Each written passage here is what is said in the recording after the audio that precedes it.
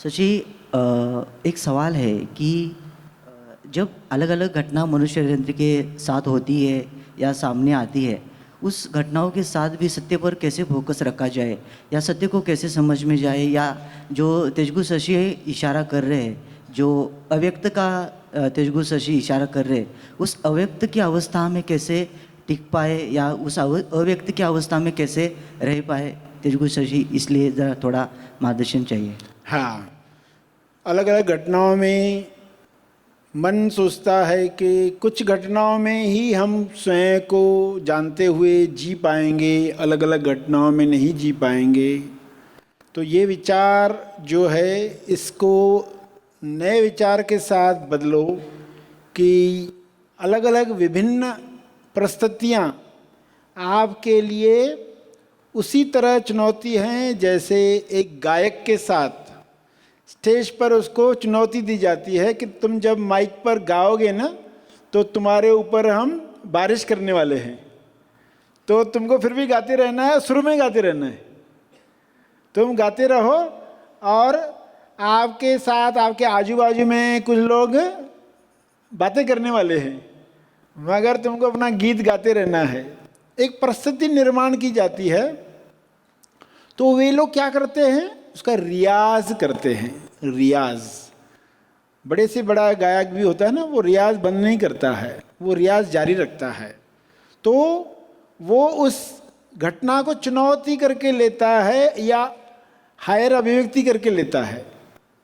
हमारी सोच में ये है ना कि ये घटना है, ये मुझे भ्रमित करती है, तो अच्छा, इस भ्रमित करने वाली घटना में भी मैं कैसे सजग रह सकता हूँ, इसमें मैं क्या अपने साथ आयोजन करूं, ऐसा कौन सी वस्तु अपने साथ रखूं, ऐसा कौन सा सवाल मैं पूछता रहूं बीच बीच में, जिससे ऐसी परिस्थितियों में भी मैं सत्य पर टिका रहूं।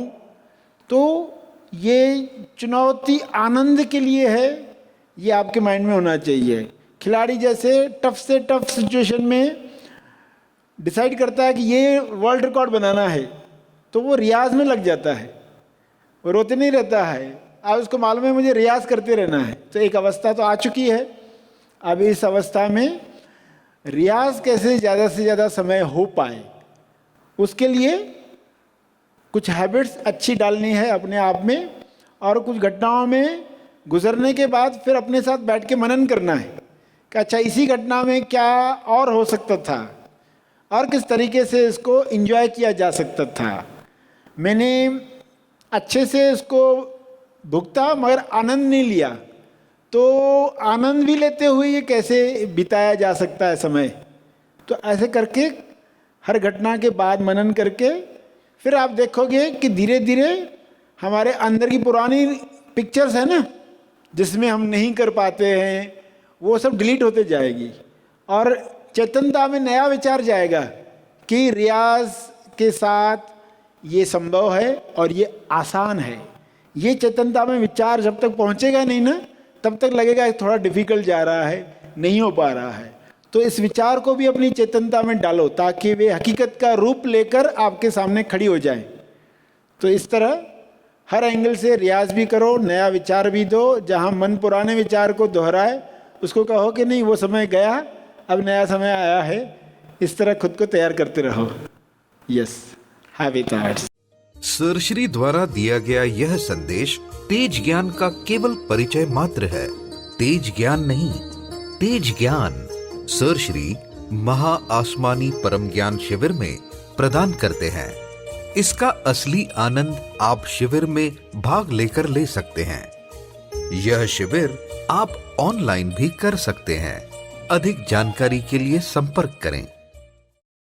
इस वीडियो को लाइक और शेयर जरूर करें। साथ ही अपने अभिप्राय हमें कमेंट करके जरूर बताएं।